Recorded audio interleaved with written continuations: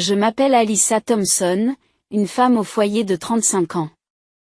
Je vis avec mon mari, John, et notre fils, Michael, qui est en première année. Je suis une femme au foyer ordinaire, comme beaucoup d'autres. S'il y a quelque chose d'unique chez moi, c'est probablement le fait que j'ai grandi dans une famille aisée.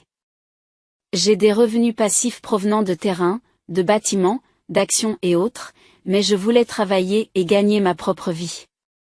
Mes parents vivaient également dans une maison unifamiliale très typique, sans faire étalage de leur richesse. Peu de gens dans notre quartier savaient que nous étions riches. Si les gens découvraient notre richesse, ils nous réclameraient de l'argent. C'est pourquoi ma famille a toujours vécu modestement depuis des générations. John et moi travaillons dans la même entreprise. Je suis arrivée plus tard, mais j'ai été promue plus rapidement. Il semblait que je convenais mieux au poste. Lorsque nous sortions ensemble, tout allait bien.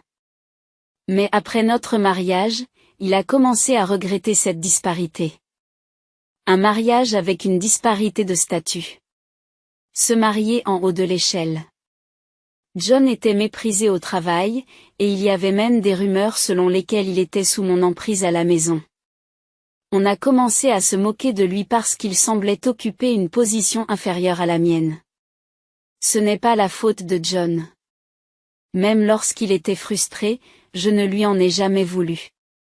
Mais après mon congé de maternité, son attitude a commencé à changer. Pendant mon congé de maternité, il faisait des commentaires sarcastiques du genre « ça doit être bien d'avoir de l'argent sans travailler ».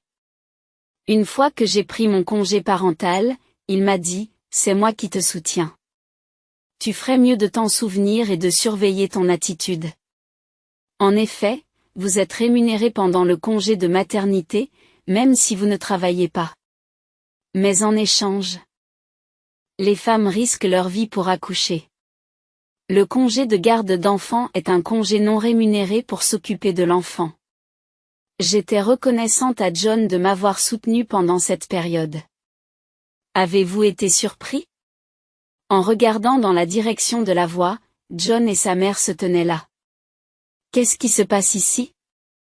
À ma question, John et sa mère répondent par un ricanement. Nous emménageons chez maman. On a jeté vos affaires.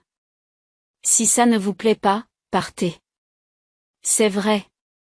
Nous n'avons pas besoin d'une belle fille qui se désintéresse de son mari. Sors maintenant. Et nous n'avons pas besoin de votre petit-fils peu attirant non plus. Mais, cette maison. J'étais sur le point de parler de la maison, mais j'ai réalisé quelque chose et je me suis arrêtée. Peut-être que les chasser de cette maison n'est pas une mauvaise idée. Tu vas le regretter plus tard. Je me fiche de ce qui peut arriver. Il n'avait donc pas besoin d'étaler sa domination. Le changement d'attitude de John m'a attristée. Lorsque j'ai repris le travail après mon congé parental, notre relation a commencé à s'envenimer. John a commencé à nous négliger, mon fils et moi. Les dépôts sur notre compte commun de frais de subsistance ont progressivement diminué jusqu'à ce que les contributions de Jean atteignent 0. Même après mon retour au travail, il n'a pas levé le petit doigt à la maison et n'a pas participé à l'éducation des enfants. Peut-être se sentait-il supérieur, mais maintenant que j'ai repris le travail, son sentiment de supériorité a été remis en question. Au travail, comme je suis la patronne, il m'arrive d'être stricte, même avec mon mari, sur des questions qui relèvent de ma compétence. Cela inclut des choses comme des avertissements liés à l'entreprise, mais je fais de mon mieux pour le faire discrètement. À l'abri des regards des autres employés. Je me demande si John pensait que je devais ignorer certaines choses simplement parce qu'il est mon mari. J'essaie d'agir naturellement, mais il semble que même cela ne lui convienne pas. Je me demande toujours comment nous pouvons redevenir une famille harmonieuse. Ce qui me dérange autant que l'attitude de John, c'est la présence de ma belle-mère, Kate. Elle fait partie de ces belles-mères qui adorent leur fils et qui critiquent constamment tout ce que je fais, ne manquant jamais une occasion de me rabaisser. Lorsque nous nous sommes mariés, elle m'a même reproché d'avoir un poste plus élevé que celui de John au travail. Oh là là, une femme qui prétend être manager, plus haut que John? À quoi pensait-elle? Comment une femme comme elle a-t-elle pu penser à épouser mon cher John? Les femmes devraient être modestes et marcher derrière leur mari. Un point de vue tellement dépassé sur les femmes, et Kate l'a crié haut et fort. Je n'oublierai jamais ce choc. Depuis que John a commencé à nous ignorer, Michael et moi, les commentaires sarcastiques de Kate n'ont fait qu'empirer. Peut-être que John, lorsqu'il rendait visite à sa famille, remplissait les oreilles de Kate de mauvaises histoires à mon sujet. Même lorsque j'ai dit que je reprenais le travail, les sarcasmes de Kate n'ont pas cessé. Laisser un enfant si jeune et aller travailler? Tu n'as aucun sentiment maternel? Ah oui, un enfant né d'une femme comme toi ne peut pas être mignon. Et elle ne s'occupa même pas de Michael après avoir dit cela. Étant son petit-fils direct, et un garçon de surcroît, je pensais que Michael serait au moins choyé par elle. Mais ce n'était pas le cas. J'ai tellement de peine pour Michael, qui est maltraité simplement parce que je suis sa mère. Michael ne parle pas de son père ni de sa grand-mère. Comme il est en première année, il a dû sentir la mauvaise volonté de son père et de sa grand-mère à son égard. Mes parents adorent Michael. Ils l'aiment tellement qu'ils diraient, je pourrais le manger sans rien ressentir. Ils ont fabriqué et joué avec des jouets ensemble, et l'ont laissé participer à des activités telles que la préparation de s'mores lors de feux de camp. Il lui parle toujours et écoute ses histoires avec le sourire. C'est pourquoi Michael semble préférer la maison de mes parents à la nôtre. Il y reste souvent pendant de longues périodes durant les vacances d'été. C'est curieux de voir à quel point les deux groupes de grands-parents peuvent être différents. Je ne sais vraiment pas quoi faire.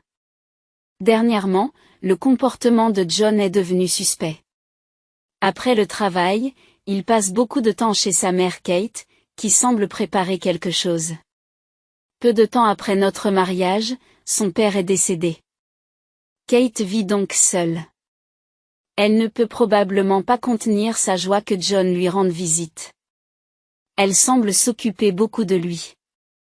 John dîne et prend même ses douches chez Kate, ce qui me donne moins de travail. Mais je n'arrive pas à me débarrasser de ce mauvais pressentiment. Qu'est-ce que John peut bien comploter? La seule chose à laquelle je pense pour l'instant, c'est qu'il envisage d'emménager avec Kate. Kate a toujours voulu vivre avec John. Chaque fois qu'il était question d'emménager ensemble, je me souviens qu'elle me regardait comme si j'étais l'ennemi. Lorsque notre relation était forte, John avait l'habitude de dire il n'y aura qu'Alyssa et moi. Il réussissait toujours à refuser poliment cette idée. Cependant, depuis qu'il a commencé à essayer de me dominer, il s'est rapproché de Kate. On dirait qu'il veut vivre avec Kate, qui est de son côté. Et il veut probablement me rabaisser encore plus. Actuellement, c'est moi qui m'occupe des frais de subsistance pour moi, John et Michael. Je gagne plus que John et j'ai aussi un peu d'héritage de ma famille. Donc nous n'avons pas de difficultés. Mais j'ai toujours voulu vivre avec l'argent que nous gagnons, sans dépendre des biens hérités. C'est pourquoi je n'ai pas parlé à Jean de l'héritage. Je me demande ce qu'il fait de son salaire. Peut-être le consacre-t-il à ses loisirs ou à essayer de plaire à Kate. Je ne veux vraiment pas vivre avec Kate. Je ne veux pas être constamment harcelé, et je ne veux certainement pas que Michael soit ignoré ou agressé verbalement à la maison. C'est triste que John ne fasse pas attention à Michael, mais c'est toujours mieux que d'être confronté à une franche hostilité. Si nous emménageons ensemble, ce sera comme marcher sur des œufs. Perdu dans mes pensées, je marmonne pour moi-même. Michael m'a entendu. Maman, ça veut dire quoi emménager? J'ai été prise au dépourvu, réalisant que Michael était juste à côté de moi pendant que j'étais perdue dans mes pensées. Je suis désolée, je réfléchissais. Dis-moi, Michael. Comment te sentirais-tu si nous commencions à vivre avec la mère de ton père? Michael est un garçon intelligent. Il vaut mieux l'informer un peu que d'essayer de tout cacher. Après avoir réfléchi à ma question pendant un moment, il a répondu, « Grand-mère Kate ? Si on doit vivre avec une grand-mère, je préfère tes parents. » Grand-mère Kate ne me parle pas. Voir la tristesse dans les yeux de Michael m'a fait mal. Il devait vouloir de l'attention de la part de Kate, même si elle est comme elle est. Cela m'a rendu à la fois triste et en colère. Comment pouvait-elle traiter son propre petit enfant de cette façon ? Un jour, alors que ces inquiétudes me pesaient, un événement décisif s'est produit. Lorsque je suis rentrée du travail, Michael s'est précipité vers moi. « Maman, maman. Papa fait des choses bizarres. » En voyant l'état d'énervement de Michael, j'ai eu un sentiment d'impuissance. « Qu'est-ce qui s'est passé ?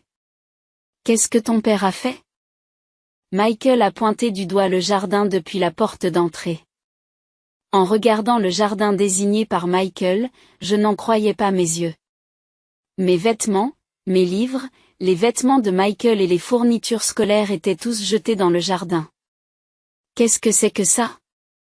Alors que je restais en état de choc devant la pile de vêtements et de livres, j'ai entendu le rire de John. Surpris, hein ? Qu'en est-il de toi ? Une femme sans valeur qui se tient devant un tas d'ordures. En regardant dans la direction de la voie, je vis John et sa mère, Kate. Ne croyant toujours pas à la scène qui se déroulait devant moi, j'ai demandé à John. « Qu'est-ce qui se passe ici ? Pas seulement mes affaires, mais aussi celles de Michael ? Je sais que tu ne m'aimes pas. Il faudra peut-être du temps pour pardonner, mais si tu appelles ça du harcèlement, eh bien, je suppose que je peux comprendre. Mais Michael n'est qu'un enfant à l'école primaire. Qu'est-ce qui vous prend, Kate et toi, de l'entraîner dans ce pétrin ? Je sentais mon sang bouillir de colère. À ma question, John et Kate ont répondu par un ricanement. Parce que ma mère va vivre avec nous, j'ai jeté vos affaires. Si ça ne vous plaît pas, partez. Oui, nous n'avons pas besoin d'une femme qui ne s'intéresse pas à son mari. Pars, et emmène avec toi ce petit-fils pas très mignon que tu as mis au monde. Alors que John et Kate riaient à gorge déployée, quelque chose s'est brisé en moi. Non contents de jeter mes affaires, ils ont aussi jeté celles de Michael. Et de dire, devant Michael, qu'il n'est pas mignon et qu'on ne veut pas de lui. Assez, c'est assez. J'ai été patiente trop longtemps. D'accord. À ma réponse, John et Kate étaient ravis. En souriant, ils ont parlé fort. Maintenant, vous voyez à quel point je suis important. Peu importe à quel point vous vous montrez hautain et puissant, sans moi. Vous ne pouvez pas vous en sortir.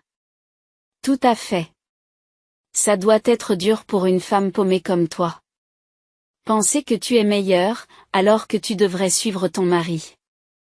C'est pitoyable, vraiment. Je pousse un profond soupir. Michael et moi allons partir. Je suppose que cela signifie que tu veux divorcer ? À ma question, John s'exclame avec joie. Tu n'aimes pas ça ? Si ce n'est pas le cas, agenouille-toi, supplie et dis que tu vas me servir. Et n'oublie pas de faire preuve d'humilité au travail. Alors peut-être que je reconsidérerai le divorce. Ce n'est pas nécessaire. J'irai chez l'avocat dès demain. Alors que je réponds calmement, John a l'air décontenancé. Quoi ? Tu es sûr du divorce ? C'est toi qui l'as préparé de cette façon, avec ce coup d'éclat. Pensait-il que j'allais pleurer et supplier ? Manifestement troublé par ma position inébranlable, John ne savait plus où donner de la tête. Voyant cela, Kate intervient. Pourquoi es-tu si arrogant ? John a des mots gentils et tu l'ignores ? Tu es vraiment une belle fille exaspérante. Répondis-je en ramassant les vêtements jetés dans la cour. J'ai toujours essayé de te soutenir à ma façon. Mais il semble que tu ne l'aies jamais remarqué. Voilà, c'est fait. Je ne veux pas être avec quelqu'un qui n'apprécie pas Michael et moi. Michael rassemblait tranquillement ses vêtements et ses fournitures scolaires. Je ne peux pas imaginer à quel point cela a dû être douloureux pour Michael, encore à l'école primaire, de voir ses affaires jetées par son père et Kate. Je ne le montrais pas, mais je bouillonnais de colère. Au milieu de tout cela, je me suis soudain souvenu de quelque chose à propos de notre contrat de location. Il y avait une clause spéciale dans notre bail. Mais cette maison. J'ai commencé à parler de la maison. Mais j'ai réalisé que quelque chose s'était arrêté. Peut-être que ce ne serait pas une mauvaise idée d'utiliser ça pour se venger de ces deux-là. Vous allez probablement le regretter plus tard. Ce n'est plus mon problème. Qu'est-ce que tu crois pouvoir faire tout seul? Ne reviens pas me voir en pleurant plus tard. John semblait frustré que les choses n'aillent pas dans son sens. Il m'a lancé des insultes à plusieurs reprises. Michael et moi avons quitté notre maison, nos affaires emballées. Plus tard, munis de nos affaires essentielles, Michael et moi nous sommes réfugiés chez mes parents. Mes parents étaient choqués par le comportement de John et Kate, mais ils étaient heureux de nous accueillir. Michael était ravi de voir ses grands-parents, qu'il adorait. Il faut que je finalise le divorce maintenant. En laissant Michael à mes parents, j'ai commencé à réfléchir aux prochaines étapes. J'ai alors consulté un avocat qui était une connaissance de longue date de ma famille. S'occupant depuis longtemps de questions financières, il avait de l'expérience dans les cas de divorce impliquant des litiges monétaires. La chose la plus importante était la pension alimentaire pour Michael. Je pouvais subvenir seul aux besoins de Michael, mais je voulais que John assume ses responsabilités de père. Le lendemain, je suis retourné à notre ancien domicile avec l'avocat. Dans notre ancienne maison, John s'installait rapidement chez Kate. Kate nous a accueillis avec un large sourire. J'ai posé les papiers du divorce sur la table pour que John les signe. Il les a rapidement remplis, apparemment impatient d'être libre. Puis l'avocat a commencé à expliquer la pension alimentaire. La mention de la pension alimentaire a fait exploser John et Kate. La pension alimentaire? J'ai été embarrassée à cause de toi, et maintenant je dois payer? Quelle femme pitoyable! Tu ne penses qu'à prendre l'argent de John. John? Tu ne lui dois pas un centime. C'est une réaction tout à fait prévisible. Quoi que vous pensiez, Michael est le fils de John et votre petit-fils, Kate. J'irai au tribunal si nécessaire. À ces mots, John se lève, furieux. Mais l'avocat l'a calmé et lui a expliqué que le montant était raisonnable. Bon sang, si nous ne travaillions pas dans la même entreprise, j'aurais pu m'y prendre autrement. Marmonne John, frustré. C'est vrai. Puisque nous travaillons au même endroit, si l'on apprenait que John se soustrait à la pension alimentaire, ce serait un scandale. Ce à quoi j'ai ajouté. Oh, à propos, maintenant que nous avons les papiers du divorce, nous ne sommes plus rien l'un pour l'autre. À partir de demain, je vais te traiter comme n'importe quel autre employé. Maintenant que tu n'es plus mon mari, je n'ai plus à protéger ton image. En entendant cela, John est devenu pâle. C'est vrai. Pour protéger son image de mari, j'avais l'habitude de lui donner des conseils en privé ou subtilement au cours de nos conversations informelles. Mais la vérité, c'est que John n'est pas très compétent dans son travail. Il se fait gronder presque quotidiennement par d'autres superviseurs. Il semble qu'il ait finalement réalisé à quel point je l'avais protégé. Désormais, il se fera aussi gronder par son ex-femme. Et les autres employés se moqueront de lui et le mépriseront. En imaginant cela, il s'est tu. Une fois le divorce prononcé, j'ai commencé à prendre des mesures contre John et Kate. Tout d'abord, j'ai transféré à John toutes les factures que j'avais payées, comme le loyer et les charges. Ensuite, je lui ai envoyé un avis d'expulsion. Et c'est quoi cet avis d'expulsion? Pourquoi est-il à votre nom? Quelques jours plus tard, John a appelé après avoir reçu l'avis d'expulsion. C'était le moment de renouveler le bail, et j'ai décidé de ne pas le faire. Même si vous vouliez continuer, je refuserais. C'est une maison que je loue à mon nom, c'est logique, non? Quoi? C'est à ton nom? De l'autre côté du téléphone, il était clair que John était sidéré. En fait, la maison dans laquelle il vivait était à mon nom, Alyssa. J'en avais hérité dans le cadre de mon patrimoine et je la louais. Je n'étais pas sûr du genre de réaction que j'aurais si John ou mon ancienne belle-mère, Kate, découvrait qu'elle était à mon nom. Il pourrait commencer à compter sur les actifs et les revenus passifs que je possède. John, en particulier, quitterait probablement son emploi et mènerait un train de vie somptueux. Et Kate dépenserait probablement comme si elle disait « L'argent de ma belle-fille est mon argent ». J'ai donc payé un loyer à moi-même. Si c'est votre maison, il ne devrait pas y avoir de problème à ce que j'y vive. Nous sommes mariés après tout. Mariés? Qu'est-ce que tu racontes? J'ai déjà demandé le divorce. Toi et moi sommes de parfaits étrangers maintenant. Je ne suis pas du genre à laisser un parfait étranger vivre dans ma maison sans raison. Déménager à la date indiquée. Finalement, le doute s'insinue dans les paroles de John. Attendez, que voulez-vous dire par votre maison? Même si vous occupez un poste plus élevé que le mien, vous n'êtes qu'un employé parmi d'autres. De plus, c'est la maison dans laquelle nous avons vécu depuis notre mariage. Eh bien, peut-être n'avez-vous pas remarqué parce que je ne vous l'ai jamais dit, mais ma famille a toujours été riche. Nous possédons plusieurs propriétés, comme des terrains et des appartements, et certaines sont à mon nom. À mes mots, John a semblé pris au dépourvu. L'ex-femme qu'il avait toujours considérée comme une ennemie était en fait une riche héritière possédant des propriétés. Pourtant, elle travaillait toujours, et s'il était avec elle, il n'aurait jamais à se soucier de l'argent. C'est peut-être en pensant cela que John a changé de position. Et Alyssa, on peut essayer encore une fois? Cette fois.